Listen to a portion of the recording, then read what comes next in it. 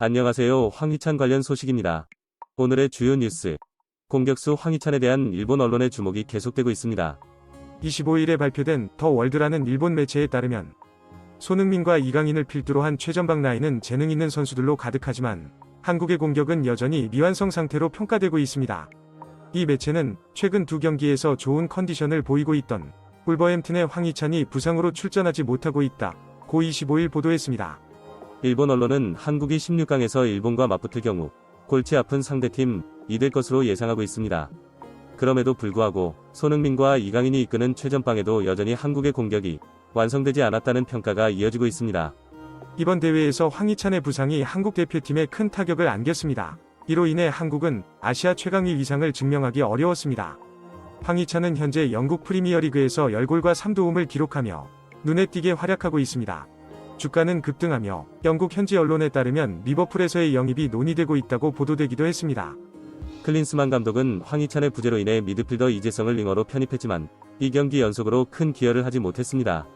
다가올 2023년 아시안컵에서는 황희찬이 손흥민과 함께 한국의 공격을 주도할 것으로 전망됩니다. 2022년 카타르 월드컵 조별리그 H조 경기에서는 그의 뛰어난 실력이 확연히 드러날 것으로 예상됩니다. 이에 대한 의심은 거의 없습니다. 아시안컵에서 활약 중인 EPL 최고의 공격수 황희찬에 대한 기대가 높아집니다. 프리미어리그에 처음 발을 디딘 황희찬은 초기에 어려움을 겪었지만 이번 시즌에는 오닐 감독의 지도 아래에서 탁월한 활약을 보이고 있습니다. 그는 다양한 스트라이커 포지션에서 뛰며 어떤 팀에도 유용한 멤버로 합류할 수 있는 능력을 보여주고 있습니다. 황희찬은 울버햄튼과 한국 대표팀에 큰 도움이 될 것이라고 말했습니다. 마침내 부상에서 회복된 황희찬과 김진수는 동료들과 함께 훈련에 참여했습니다. 말레이시아전이 없었지만 16강 진출이 높은 가능성을 보이고 있습니다. 이에 따라 일본 언론도 신중한 입장을 취하고 있습니다. 그들은 황희찬이 대회에 복귀하면 한국의 공격력이 한 단계 더 강화될 것이라고 언급했습니다. 16강에서는 일본 대표팀과 맞붙을 가능성이 높아 지역 내에서 어떤 결과가 나올지 궁금해하고 있습니다. 일본 언론은 손흥민, 이강인, 황희찬이 함께하는 한국의 공격은 상당히 어려울 것이라고 전망했습니다. 한국 축구대표팀은 위르겐 클린스만 감독 아래에서 카타르 아시안컵에서 우승을 목표로 출전하고 있습니다. 1960년 이후 64년 동안 달성하지 못한 아시아 정상을 차지하기 위한 각오가 담겨 있습니다. 조별리그 추첨 결과 한국 축구대표팀은 바레인, 요르단, 말레이시아와 맞붙게 되었습니다. 초기 예상에 비해 비교적 무난한 상대팀들과의 대결을 통해 D조 1위로 16강에 진출할 것으로 예측되었습니다. 그러나 아쉽게도 한국은 이번 아시안컵에서 예상을 뒤쫓고 있습니다. 지난 15일 바레인과의 조별리그 1차전에서는 3-1로 승리하긴 했지만 경기력 면에서는 좋은 평가를 받기 어려웠습니다. 선제골을 넣었음에도 불구하고 수비 불안 속에서 동점을 허용하는 상황이 발생하며 불안감을 드러내었습니다. 이어진 20일 요르단과의 조별리그 2차전은 졸전으로 묘사할 수 있었습니다. 전반 초반 손흥민의 페널티킥 선제골로는 리드를 잡았지만 요르단의 강력한 반격에 대응하지 못했습니다. 박용우의 자책골로 인해 동점이 되었고 전반 막판에는 역전골을 허용하며 주도권을 상실했습니다.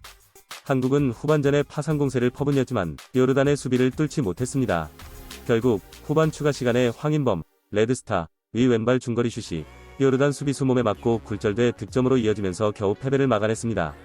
한국은 최근 요르단과의 경기에서 승리함으로써 2조 1위를 확정할 수 있었지만 이로써 말레이시아전에서 주축 선수들에게 휴식을 부여할 수 있는 기회가 열렸습니다.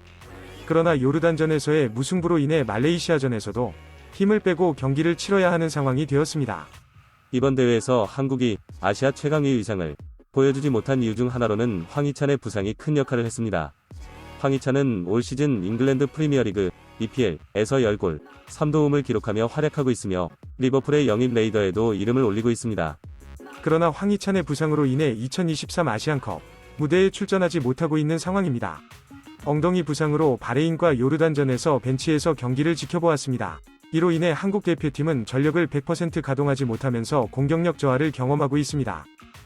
황희찬은 이번 대회에서 손흥민과 함께 한국의 공격을 이끌 것으로 기대되었으나 그 기대치를 충족시키지 못하고 있습니다. 그의 부상 여파가 한국 대표팀에 미치는 영향은 적지 않습니다. 앞으로의 경기에서는 황희찬의 회복이 빨리 이루어지길 기대해봅니다. 한국 대표팀은 황희찬이 토너먼트에 참가할 수 있는 상태로 돌아오면 우승 도전이 더 수월해질 것으로 예상됩니다. 황희찬의 복귀는 손흥민과 이강인에 대한 집중 견제를 줄이고 해결사 역할을 기대할 수 있습니다. 한편 일본도 황희찬의 복귀를 주목하고 있습니다. 일본은 이번 아시안컵 조별리그를 D조 2위로 통과하여 16강 토너먼트에서 2조 1위와 경기를 벌일 예정입니다. 그러나 일본은 D조 1위를 차지할 것으로 예상되었지만 이라크의 덜미를 잡혀 D조 2위로 그쳤습니다. 이라크가 베트남과 인도네시아를 이기며 3연승을 차지함에 따라 예상과는 다른 결과가 나타났습니다. 한국은 현재 2조 2위에 머물고 있습니다. 요르단과 동률로 1승 1무를 기록하였지만 골득실에서 밀려 있습니다. 한국은 플러스 2위 골득실을 기록하고 있으며 요르단은 플러스 4로 요르단이 D조 1위 수성에 절대적으로 유리한 입장에 있습니다. 다만 2조 3위인 바레인은 1승 1패, 승점 3을 기록하고 있습니다. 바레인이 요르단과의 최종전에서 최소한의 무승부를 거두면 16강에 진출할 수 있어 한국은 극단적인 수비 축구를 펼칠 가능성이 높습니다. 2019년 아랍에미리트 UAE에서 시작된 아시안컵 본선이 참가국을 16개에서 24개로 확대했습니다. A 물결표 F조에서 1, 2위 팀은 16강에 진출하며 각 조에서 3위 중 상위 4개국은 추가로 토너먼트에 참가할 자격을 얻습니다. 만약 요르단과 바레인이 비기면 한국은 말레이시아를 이기면 2조 1위로 16강에 올라갈 수 있습니다. 이 경우 16강에서 일본과 격돌하는 대진표가 완성될 것입니다. 더 월드에 따르면 황희찬은 현재 잉글랜드에서 높은 평가를 받고 있습니다.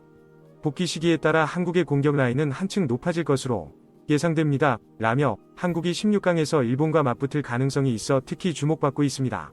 손흥민, 황희찬, 이강인이 모두 라인업에 포함된다면 한국의 공격은 매우 치열한 경기가 될 것으로 예상됩니다.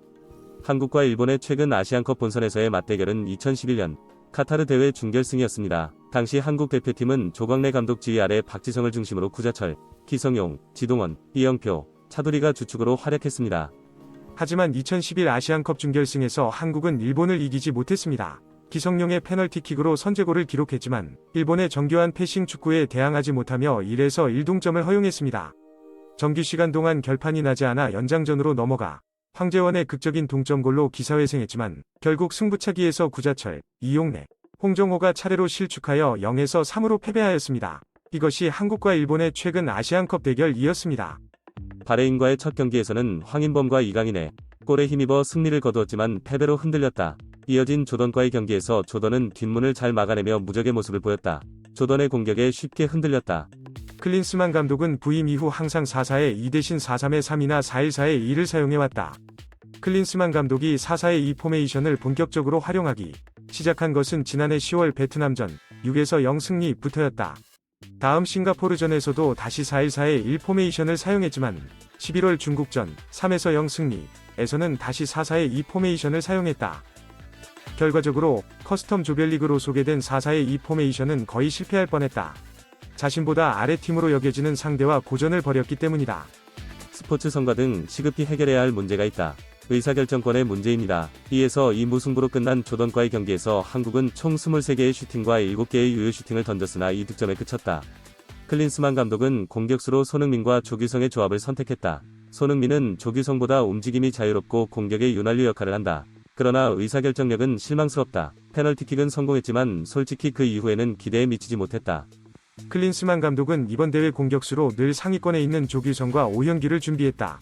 대표팀에 차출되지 못한 황의조를 대체할 공격수는 나오지 않았다. 이에 대해 클린스만 감독은 이번 대회에는 26명의 선수가 출전에 부족한 자리를 채울 선수가 충분하다고 말했다. 공격수 중에는 드롭앤 플레이가 가능한 선수도 있다. 오현규는 9번도 뛸 수 있고 조규성도 잘 뛴다. 손흥민은 거짓 9번으로 활용될 수 있다. 고 황의조의 빈자리를 메울 수 있다고 자신했다. 기대되는 것은 황희찬의 라인업 복귀다. 프리미어리그에서 손흥민의 버금가는 좋은 시즌을 보내고 있는 황희찬이 부상으로 2 경기를 모두 결장했다. 이제 그것을 선보일 시간입니다. 토너먼트에 참가하기 전 마지막 경기에서는 향상된 폼과 득점력을 보여